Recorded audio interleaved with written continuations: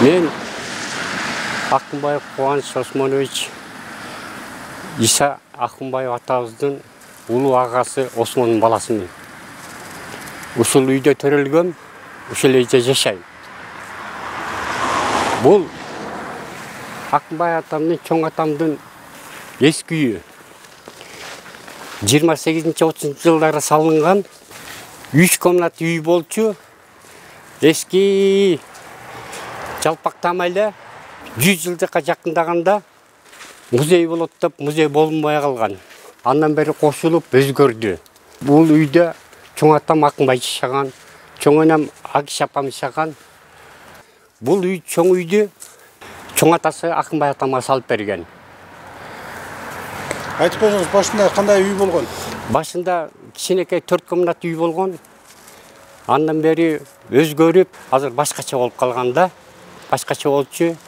Бул тамдары калды, терезеси калды, бийиктиги калды. Анан булар жок болчу. Астында чыгач веранда бар эле. Андан бери өзгөртүүгө туура келди. Музей болуп алгандан кийин. Мен 6-7 класс окуп жүргөндө Иса атабыз келип, бир күнү түштөн кийин келип калды. Бир шопурду айдатып алып. Атайын Бишкектен келиптир, бир алмалардын көчөтүн алып келип, мен 6-7 класста ушу алмаларды чогуу тиккенбиз. Мен атам Осмон, Иса атабыз болуп 3-өлөп, 4-өлөп тиккенбиз ушу алмаларды. Андан бери бул көп жыл болгону байланыштуу мындай акырын, азаздан кайра жаңылантып, бутактарын кесип, өзгөртүп бартабыз да. Морики бактардын баарын Иса атабыз алып келип тиккен. Теректерден баштап, буякта арчалар көп эле. Анан алма багы да бар болчу аябай. Ошонун баарын тиккен эмгеги зор ал кишинин. Саламатсыздарбы, урматтуу замандаштар. Бүгүн Санжыра программасынын кезектеги санын Өсүкөл районуна караштуу Торайгыр айылында улантып жатабыз. Биздин бүгүнкү маегибиз бул 1908 жылы 25 сентябрда Торайгыр айылында жарык дүйнөгө келген кыргыз элинин чыгаан инсаны, сыймыгы, кыргыз медицинасынын өнүгүшүнө чоң салым кошкон медицина илимдеринин доктору, профессор, улуу хирург, академик Иса Акынбаев жөнүндө болмокчу. Мына бүгүн Иса Акынбаевдин өз үйүндө отуруп, Иса Акынбаевди алыстан эмес, жакындан таанып билген айылдаш туугандары болуп эсептелет. Мен акырын четинен тааныштыра берейин. Биринчи Акеев Таалайбек, Торайгыр айылынын тургуну. Экинчи аксакалыбыз Жусуев Эркинбек аксакал, Торайгыр айылынын тургуну, Иса Акынбаевдин туугандары болуп эсептелет. Мамбетов Таалайбек, бул дагы Торайгырдын тургуну болот. Өзүнүн кесиби мугалим. Урматтуу агайындар, бул Иса Акынбаевди жеке Кыргызстан эмес, бүткүл дүйнө жүзү эле абдан жакшы билет. Мунун атагы алыска кеткен адам. Менин максатым бүгүн ушул сиздер өзүңүздөрдүн айылдашыңыз, тургунуңуз Иса Акынбаевдин жаштык кезинен баштап, ал кишинин ошол сиздерге болгон мамилеси кандай болгон, кандай кесипти тандап алды, кандай өзгөрүү болуп, кандай чоң ийгиликке жетишти, мына ошону сиз баштап айтып берсеңиз. Биз отурган үй Иса акенин атасы Акынбай чоң атанын короосу. Азыр бул жерде жанакы көргөн үйдө бул 1928 жылда, 30 жылдарда салынган. Ушу Торайгыр айылында көчөмө-көчө ар кайсы жерде өкмөт кесип берген, бирок элдин баары отуруп таштады кезде башталган үй. Бул жаңы үй болсо, Иса байкенин 55 жылдан баштап 56 жылдарда атасына, бул үйдө агасы турчу, агасына, ата-энесине, агасына жардам катары салып берип, салдырып, ал кезде ал киши Кыргызстан Илимдер Академиясынын президенти эле. Ташкенттен алып келген айылда биринчи болуп ушундай үй салды эле. Багдарак ата-энесинин короосуна багдарактар, өрүк. Ошондо биринчи жолу биз өрүктөрдүн сортун көрдүк эле, абрикостордун, алмалардын сорттору. Ошол Өзбекстандагы теңтуштарынан, тааныш досторунан, Тажикстандагы досторунан алып келип тиксе керек. Анын үстүнө академия, Илимдер академиясында иштеп турганда ошо Илимдер академиясынын ботаникалык багынан өзүбүздүн Торайгыр айылынын мектебине ушунчалык көркөмдүү бактар бар эле, абдан түрлүү. Бул жерде даже илимий иштери жүрчү.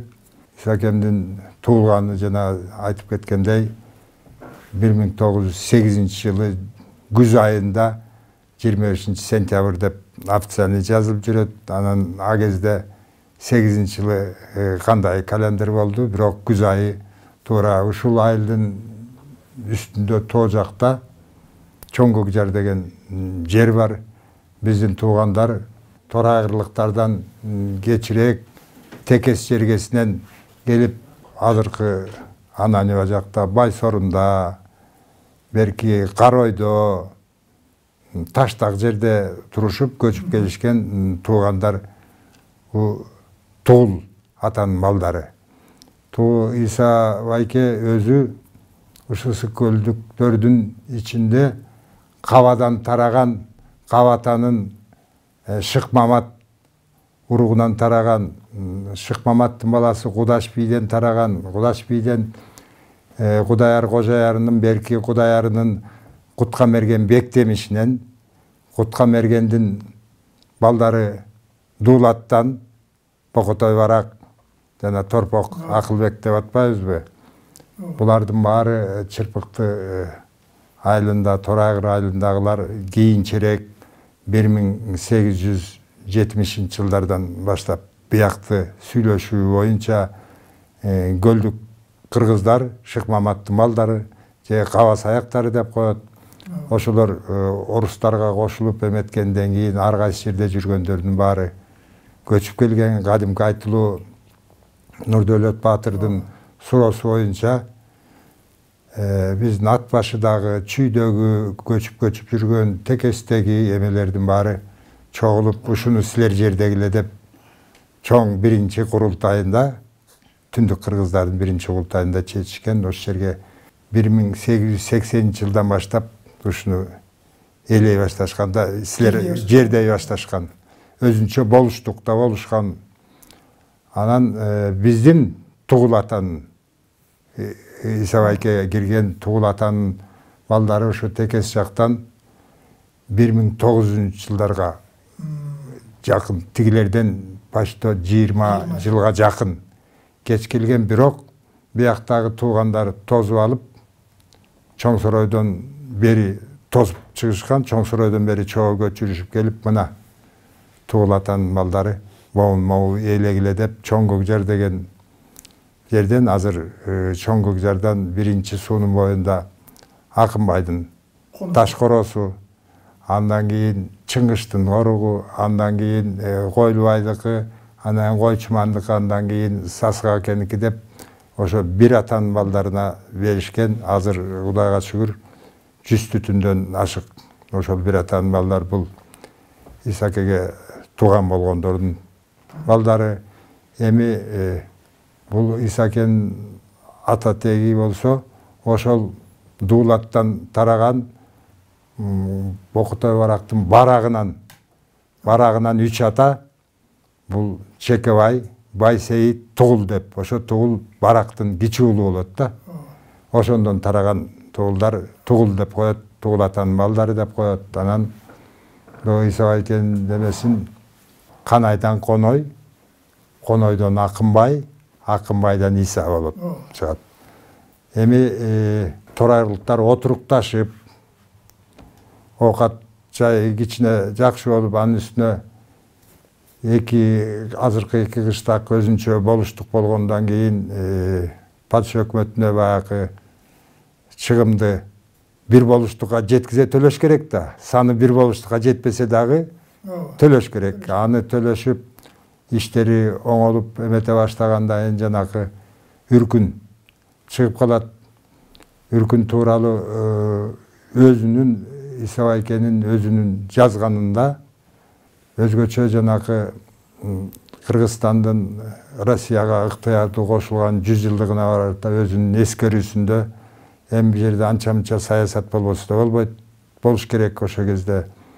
Ошондо айтылат, биринчи арып таанып окуй баштаганым ушу айылдан чыккан Намат молдо, Касым молдо дегендердин окуган экен. Алар болсо Шабдан Баатыр ачкан жаңы метод мектеп менен окушкан экен. Ошолордон биринчи окудук эле. Алар жаңы метод менен окутуп, кичине сабатын жойгондон кийин өзгөчө 1886 жылдарда көчүп келген Самсонов деген, Сайынке деген орто дыйкан чарба көчүп келген. Бир эле орус. Балдар ошолор менен тең. Кээ бирөөнүн тең туш балдарына биздин уйду кайтарыш мен атамы төлөйт деп Акынбай чоң ата ошондо Сайынкенин коюн мен багып берейин деп акысын алып коюн багып, Иса Байке болсо ошолордун балдары менен ойноп кичине орусча ар кайсы сөздөрдү, анын балдары кыргызча үйрөнүп, тигилер орусча үйрөнүп. Орусча бир аз түшүнүп калган ошо Сайынкенин балдары менен. Сайынкенин балдары аркылуу. Ой, бул айылдыктардын көбү ошо Сайынкенин балдары. Сайынке өзү көп балалуу, балдарынын баары алып, бирок ушунчалык эме киши экен. Анан себеби торайлыктар жакшы көргөнү, Сайынке торайлыктарды дагы жакшы көргөнү топтон келишкенде чүйдөн. Биздин ата бабалар, ай, бузукташып калдык, орус менен бузукташып кетиш керек болуп калды, даярдангыла деди. Деп бу тескей аркылуу кетебиз деп эметкенде, ай, теи жаман элдин. Байкуш Сайынкебизди балдар менен кырып кете турган. Деп Сайынкени чакырып алышып туруп, Сайенко болуш керек. Чакырып алып, ай, Байкуш сени кырып кетет. Ал сенин аскерлериң келе элек азыр. Деп ушу биздин Торайгырдын тоосунун арасына алып барып, асканын арасында жашырып, уш жерден эметкин. Сен чыкпа. Анан малыңды анан жыйнайсың деп сактап калышкан экен биздин торайлыктар. Анан эми Үркүн өзүнчө сөз го, ошондо да Үркүндөн келгенде Сайынке Байкуш да орустар бийлиги орноп уже эметип калганда эл кайра кайтып келатат дегенде балдары менен ат көйлүк, тамак аш алып бояк менен качты эле деп тозуп чыгып, Байкуш издеп Бокото бара кайда жүрөт, Бокото бара кайда жүрөт деп. Эми Бокотойлор бөлөк жагы менен кеткен. Барактар биягы менен кеткен, эки бөлүнүп кетишкен да. Эми ошондо Кытай жерине барганда бул Акынбай чоң ата өзү биз көрдүк, жыгач кармаган, тери кармаган, колунан баары келген киши эле. Вообще эле Тугул атанын ичинде жыгач устасы да, темир устасы дагы, кайыш кармаган усталар ар бир айылда өздөрүнүкү бар экен да кезде, ошондой. Заман ошондой болсо керек. Анан Иса Байке өзү алып болбурлуу кийин чоңойгондо ошондой болгон. Тигинде да бала кезинде дагы эме болсо керек. Бир эле кичүү бир туугандарыбызды кийин АГИШта көзөттү, партиялык кызматкер болуп жүрүп, ошону гана чоң койдун ичинде чоң кочкордун үстүнө таңышкан экен. Иса Байкени өзүнчө бир кунанга мингизип учкаштыралы десе ат көтөрө албайт эки кишини. Анан уйгур жеринде уйгурлар менен сүйлөшүп, дегенде мындай жакшы эметип, элди эптеп кайра туугандарды кырсыктан аман алып кетели деп чогулуп алып, бир үй бүлө дейле, бир үй бүлө мурун деле ошо чогуу жүрүшкөн эмелер, бир үй бүлөдө эметкенде ошо мен жардам берем, жардам берип атам силерге деп уйгурдун бир байы, молдосу сыяктуу бир эметкен экен, ушу балаңарды мага бергиле деп Иса Байкени. Анан кийин тигил мен силерге жардам берип турам, элиңер кырылбайт деп анан мейли балам балдар менен ойноп эметип тур. Бир туугандар улуулар болбойт, эмнеге Исабызды беребиз? Исаке деп ошондо Исаке дешиш экен, Исакени бербейм деп агасы Осмон чыгат. Анан кийин жок балам, бул анда Исаны мен сүйлөшөм деп, сен балам ушинт, туугандары кырылып калбасын, тамагы жок. Деп анан кетебиз дегенде эметкен экен. Айтыптыр, анда төлөп туруп кет, бербейм, бала меники. Ушунчалык Иса байкени эметсе керек, же көз ачык киши иши сезген да. Бербейм десе, ана Аллахун деген. Акынбай чоң атабыз баары ыйлап атат да. Энеси ыйлайт, тигинтип атса, кое тургула деп анан Исага сен ишеништүүсүң. Мен эл менен 2 күндүк, 2 түндүк түнөгөн жерге барып туруп, анан баланча түнү, баланча жерде, корон баланча жерине келе кал. Деп анан кийин элди 2 күндүк жерге узатып туруп көчтү. Анан келип баласын уурдап кеткен. Ушул сөз туурабы? Туура, бул сөз туура. Жанагы кыйынчылык заман сез. Ошондо чыдабай анан баланы Исаны жанагы мындай чыкты сатып атпайбы? Бирок ал оюнда ушуну кайра уурдап алам деп ойлогон экен да. Билип сатыппай сен бала кылып алайын, дос бололу деп тигил алакунанан кийин уурдайт да. Тиги алдап көп тамак берип анан туугандан эме кылбай калат. Бир гана жери бир 5 түтүн тууганы Конойдун эмес Канайдын туугандарынан, Абдыбектин балдарынан, бир туугандарынан Кытайда бөлөк жакка көчүрүшөт. Эркмаксаган. Бу Акынбаев үркүнгө качканда аталар. Чоо кетпедиби? Ошондо канча жашта эле? 8 жашта болот да. Анан бияка келгенден жана сайынке тозуп алып, сайынке жардам берип торагырлыктарга. Анан балдары менен ойноп, малын багышып, казын кайтарышып, чөбүн чабышып, орусча кичине сөздөрдү үйрөнүп, анан жана балыкчыда уже келе баштаган да. Балыкчы бул кыргыздар балыкчы дейт. А жерде рыбак бачи турган үчүн орустар рыбак бачи деген сөз менен башталып, анан рыбачы болуп калбадыбы. Бир жерге анча-мынча балыкчыга мурун эчтеке киши жок эме, кичине эметкенден ошол жерде барып келип дагы кат эметип атса керек да. Бул эме революциядан өттү. Бий болуштардын кызматы кеткен менен Совет өкмөтүнүн эмеси жакшы орной элек, себеби билимдүүлөр аз да. Ошондо эле ай бий, ай болуш деп турушкан экен, себеби 25-жылга чейин бий болуштарга тийгизген эмес. Михаил Фрунзачы Байкенин, Иса Байкенин эмеси жаштыгы ошол жерге келип турат да.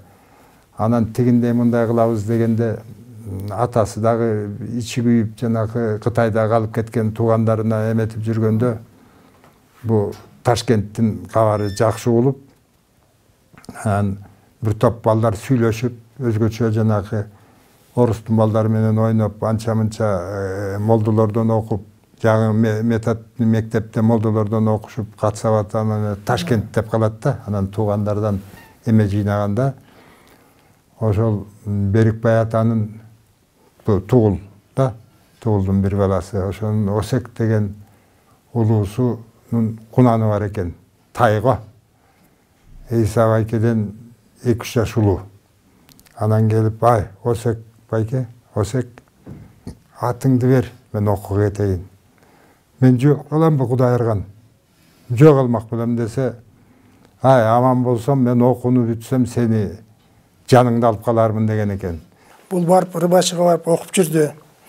Ушул дарыгерлик кесипти тандап алыштын себеби эмнеде? Мен кичине кошумчалап коеюнбу. Азыр айтып атканда ошо үркүнгө барып келип аткан учурларда аякта күндөп түндөп жол жүрүп көп убакыт болгон да. Ошол жактан бир келин толготуп, анан ошого дарыгер жок, бир эмчи домчуларга көргөзүп, ушундан бир жан алып калалы деген аракет менен ошо жана баксы деп коебузду. Ошолорго каратып анан төрөп баягы келин кайтып болуп калган экен.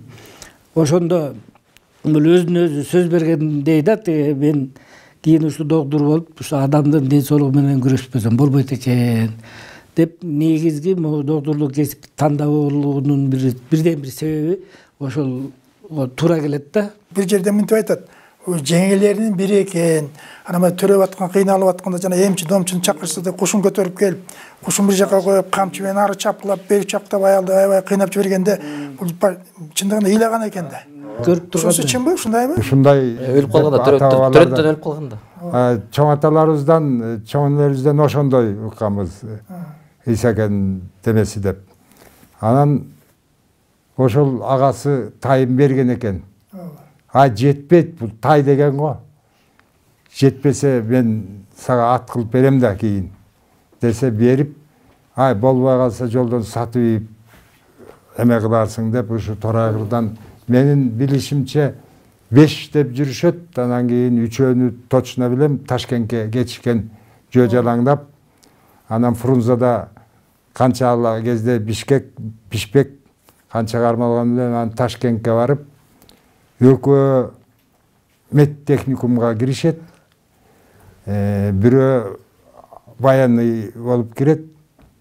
Анан дагы алым немелери кандай болгонун билбейм. Иши кылып ошо 5өө барып, медтехникумду бат бүтүп, медтехникумдан жана Бүбүкан жеңен бабичеси. Ошо казактын детдому интернатынан келген, ада жетим кыз экен. Ошо сүрөтүн кийин чыгарыш керек, чыгарбайда жүрөт китептерде. Коммунасы Кыргызстандан барган медтехникумбу же жалпы эле ошо эмелери 10дон ашык балдар кыздар сүрөткө түшкөнү бар. Жаш эмелер Иса экен студент кезинде. Анан кийин ошондон окуп абдан жакшы бүткөн үчүн жанакы өзүнүн жердештеринин студенттик коммунасын сен башкар Иса деп ал башкарып, анан тигинтип жана мединститут ачылып калган кез экен. Анан бүтөөрү менен мединститутту бүткөн өзү. Анан жеңе болуп, Бүбүкан жеңедечибиз, Иса байке деп эле ал апабыз экен да, көрсө жаштар улуу. Анан Тажикстанда иштеп калып, көбүнчө кыргыздар жашаган өрөндө иштешип, анан бат эле келип, Фрунза болуп калыптыр. Фрунзага келип, ошондо ординатор деген азыр студенттен кийин келе сыяктуу, интернаттан бүткөн ординатор болуп, анан одновременно замнарком болгон экен бир учурда. Замнарком ошо бирөө эле экөө жана Кожековдун замы болуп, орун басар. Анан кийин тигил Кожеков да жардам берсе керек, Украинага барып чоң аталарды көчүрүп келген. Эскерткеним, колхоздоштуруу болуп атканда Иса байке Ташкентте окуп жүрөт. Анда каникул деген жок, келе албайт экен да. Анан Акынбай чоң ата кулакка тартылып кетет. Ал кулакка тартылганы менин чоң аталарым аны угуп жашырышчу. Акырын укканыма караганда Тугулдан дагы Чыңгыш уулу Жунуш деген болгон. Эң биринчи байы ошол экен. Анан кийин анын малын колхоздошуп атат деп, бүт малын колхозго алат. Анан кичине жүрөгү кармап, айгырларын эметип, тигинтип атса, колхозго алып эштикке галяк калтырса, жаңы аялы төрө элек, же жаңы төрөгөн аялы барып, анан кийин өлүп калат. Инфаркт болгонбу, инсульт болду, билбейбиз да кандай. Ошончолук мал саат. Ошончо кайгы болуп атса, жанагы баары алып анан атса. баары чыркыратып, бала бакыралары биринен бири жаш. Анан Өзүн кулакка тарткан атса. Өзүн кулакка тартылыптыр да, жазылып. Анан кийин Торайгырдын ичинен бир 10 чакты киши баланчы атадан, анда ата болуп жалчу экен. Ошол эле сельсоветтин тууганынан деле кетчү экен. Тууганым деп сактап калуудан өзү апасыны кез экен. Ооба да. Анан кийин кеңешет, сельсоветтер, адиле күйөөлөр, башкарма деле туугандары тияктан. Анан айтат да, тиги өлдү. Эмне деп жооп беребиз, отчет беребиз. Баланча кишини кулакка тартабыз дебедик беле деп, разнарядка сыяктуу. Анан ал Тугулдун кийинки байы ким десе, Акынбайдын малы бар деп бирди. Анда Акынбайды жазгыла деп, анан кулакка тартылып кетет. А кезде Иса байке Ташкентте окууда. Андан улусу ушу үйдүн жана баланын атасы опом деп койчубуз, Осмон агасы. Ал Жумгалда иштеп келген. Ал кетет. Анан кийин балдарынан жоқ. Кичүү кызы болсо, Исадан кийинки. Кызы күйөөдө. Анан Акынбай атаны деген кулакка тартып Байбиче Сөкөнү жүк мүгү Экөөнү тоңготуп тартат. Эмени экинчи айыл кошо кетет. Байбиче демеси бар экен. Сизге суроо берейин. Акынбайбы, Акынбай? Акынбай деп тиги Ташкенттен жазышкан Акынбаев. Бу балдары Акынбаев, биз кыргыздар Акынбай дейт да, тиги барып жазганда тигилер Акынбай дегенди эметпей Акынбай деп жазган. Мунун Акеев болгондой. Мен ошону айтып атпаймынбы? Бул Ташкентке барып окуп келгенден Акынбаев болуп калды. Ошодон жазылып калды да. Анан Акынбаев Иса Канаевич болуп атпайбы? Ал Канай деген Конойдун атасы. Атасын, чоң атасын, ососын эме тияктан эч анын өрөн-төрөнү эле жок. Анан келип жанакы дегенде ординатор больницага иштейм деп киши дарылай баштаганда Кожеков деген нарком чакырып, ай, дарылай бер. Мен эмем чак, бул медициналык билимим. Сен мага орунбасар бол, зам нарком. Сен деметесиң, сен баарын билесиң.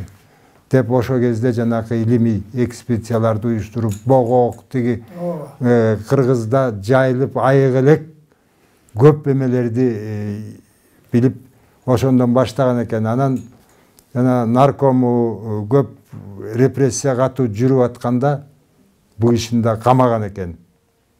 Анан мен бир угушумда мунун канчалык чындыгы бар, чындыгы жок билбедим, бирок мен кичинекей кезимде бөлөк чоңдор келип, окумуштуулар келгенде суу куймуш болуп, чын сунуш болуп ушул үйгө жүргөндө бир ошол одиночный камерага тик турган эмеге. Анан тик турган эме шишип туруп суу алып калат экен да. Анан ошондо каким-то жол менен бирөө аркылуу Сталинге кат жолдогон имиш. Ишендим, өмүрүмдүн батканына таң калам, акты кара кылып атканыңа деп анан перевод кылдырып окутуп, ал кезде кыргыздын чыган шумкарлардын баары жатат да. Улам жаңы келгендер ордунан коркот. Өз башы жанынан коркуп, тигин актай албайт. Анан жанакы Абдылас Малдыбаевтар менен жакшы дос экен, тиги жаңы илимпоздор. Анан ошолордун немеси менен эметкен, анан текшерили деп тыкыр текшерсе, ал байке окуусун бүтүп келип иштей баштагандан баштап зам наркомунда эмес, тиги врачтыгында бир дагы орлу эметпепир да. Анан күнөөсү жок экен мунун тиги врачтыгында. Алар ойлоду зам наркомдун эмесин эметсе, бул только экспедиция лечебный жагын эметип жүргөн экен. Ошо ойдон бошотуп чыкканда жеңе кичинекей балдар менен эмеде калып айыгыш керек да. Аны айыккан кайда айыгат? Ал жөн эле исташонный болуп калганда карындашы Заки эже эптеп балыкча жеткизип, балыкчадан бери жөө көтөрүп келаткан экен. Карындашы аркасына кадимки баладай эле болуп мынтип көтөрүп келатканда, ушу айылдан Бокотой элинен Сакаев Усуакун деген бар. Ошо кишини биз көрүп калганбыз, а кишини. Анан бир көзү баягы кыргыздан көзү эметип калганда, бир көзү көрбөй. Себеби аттан жыгылганбы, же чабышканбы, же чырганак аралаганбы, анан Сокур Усуакун деп койгон тамашалаш экен. Ошо колхоздун жумушу менен колхоздун бирдеме алып келиш үчүн станцияга бир жака базага баратканда орто жолдон Саргамыш, бул Саргамыштын ар жагынан кезигип көрүп, ой кокуй Иса, аман чыктыңбы, түрүсүңбү деп эметип анан кел отуруп жаткызып башты арабага десе, кой Усуакун, тиги сени камап ийет, атып ийет. Ой атса мен тиги көп атмак турсун, жалгыз көзүм чукуп алсын. Сени ушу абалыңды көрүп туруп кантип таштайм деп кайра кайрылып жеткизген экен кайран киши ушул акын. Анан кийин акталып согуштун эмесинде андан көрө согушка барам деп эметкенде Бобуреки азыркы Фрунзанын медучилищасы турган жер, медучилищасы.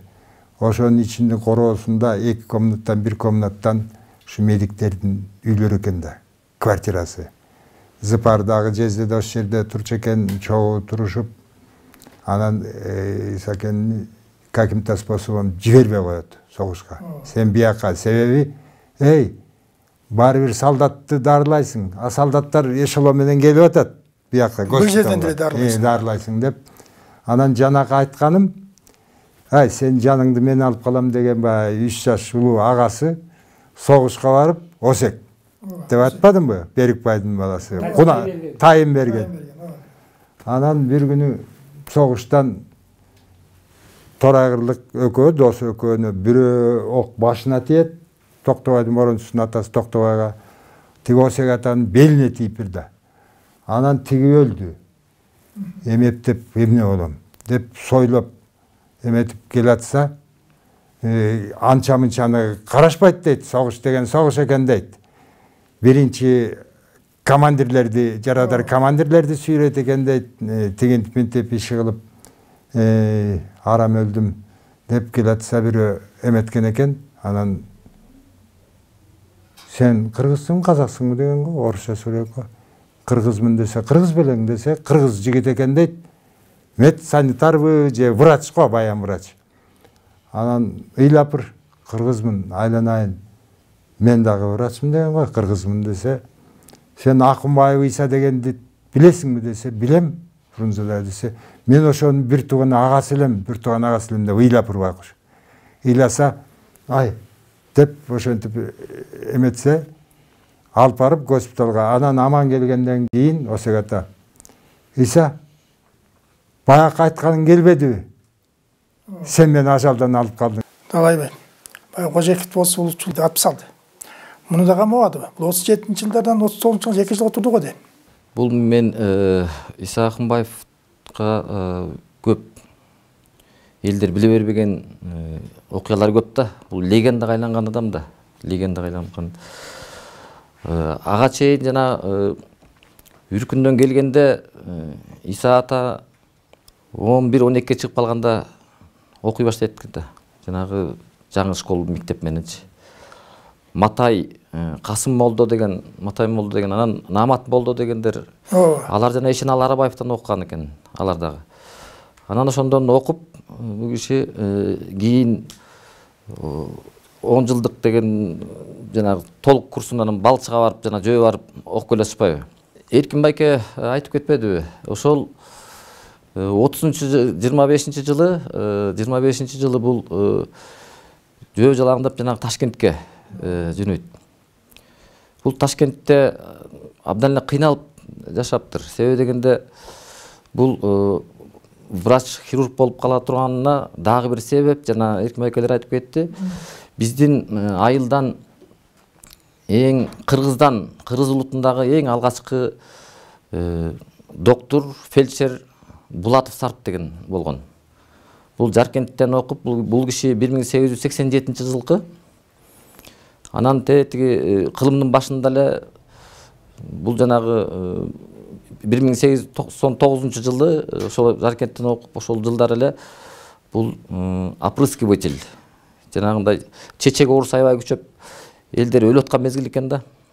Анан ушул Булатов Сарп Акынбаев ошол окуп 20-жылдар окуп жүргөн кезде бул абдан чоң доктор болуп эсептелип чыккан да. Жана жугуш тоорлорун баарын жоюп, чечек, хотур деген менен күрөшүп, бул абдан бүт Кыргызстандын аймагын кыдырып, анан ошол киши айтыптыр.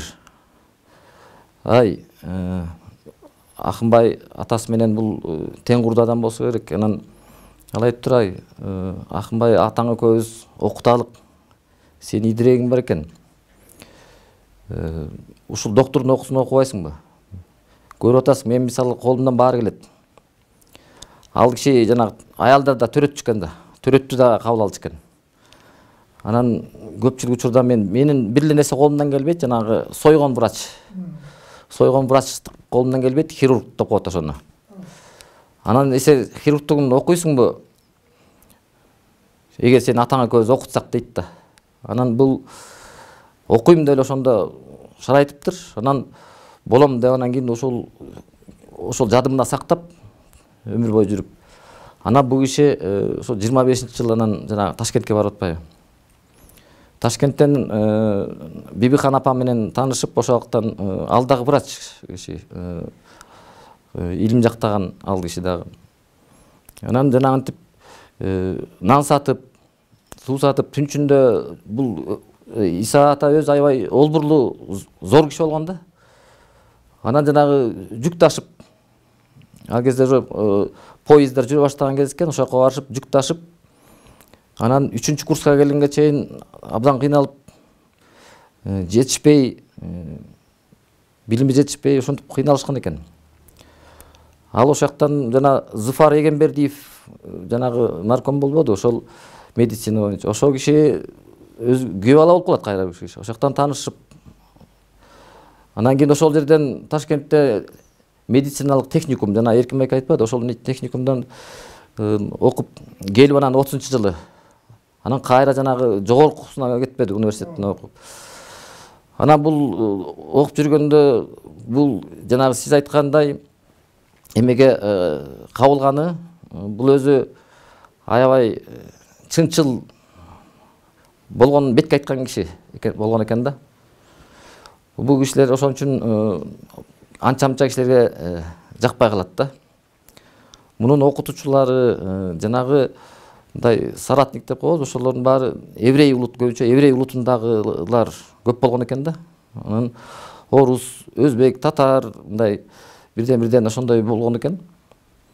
Анан бул кишине аябай катуу тың чыккандан анан бул киши ошондой жалган жалам менен камакка алынган да. Менин угушумча 2 жыл эмес, 10 ай, 9 ай эле камалып жаткан да. Бул кишини анан ошол кийин чыгарып көпчүлүк суранып, жанагы айтып атпаймынбы, еврей улутундагы врачтар, ПФТ дегендер болгон, ошолор суранып анан бул кишинин күнөөсү жок деп анан чыгарып алышкан да. Анан жанагы согушка сураныптыр бул киши. Хирург болуп согушка суранып кетерде анан жанагы Зыфар Эгембердиев ал кетиптир. Экөө кетип калса биякта ким коргойт? Биякта дагы биздин мекенибиз деп анан кийин Иса Акынбаевди калтырып коюшуптур.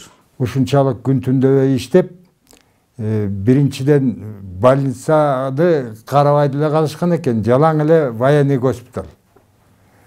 Анан түн ичинде караңгыда келатса, хулигандар кармап алат. Анан кийин тоноп пальтолорун чечтирип, чөнтөктөрүн аңтарып атып, бирөө айтат: "Ай, мен эчтекем жок, жаныңда эчтекең жок турбайбы кимиңсе? Мен жаңы эле тиги больницадан чыктым, ооруларды эметип, көрүлөрдү, эртең менен кайра барышым керек эле" десе, "Эмне дейт бери" деп атаман эметип эле: "Ой, сен баягы киши сойгон доктурсуңбу? Мени сойгонуңду билесиңби" деппир да.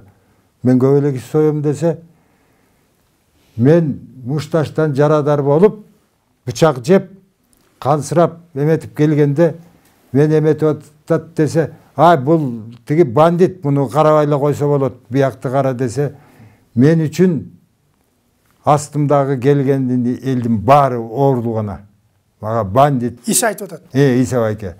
Анан аман алып калса, анан тигил айтыптыр да, ошол тааный коюп, кайра кийимдерин берип, анан үйүнө чейин узатып келиптир. Муну легенда сыяктуу айтышат, бирок ушундай болгон.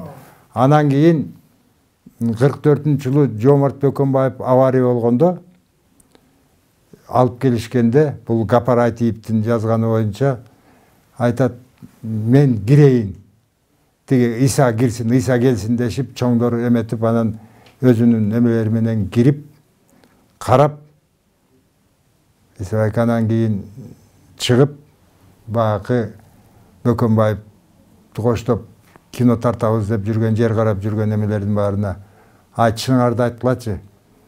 Шофёруңар мас беле деп бир да. Ал кезде ичип алып берчү, бирок кузовдо отуруп келатышканда. Анан айтып бир карадым, атаң көрөй. Мындай жаракаттан түрү калбайт. Бортко урунган экен, кузовдо отуруп келдикан экен да. Аңтарылгандачы, басып калган го.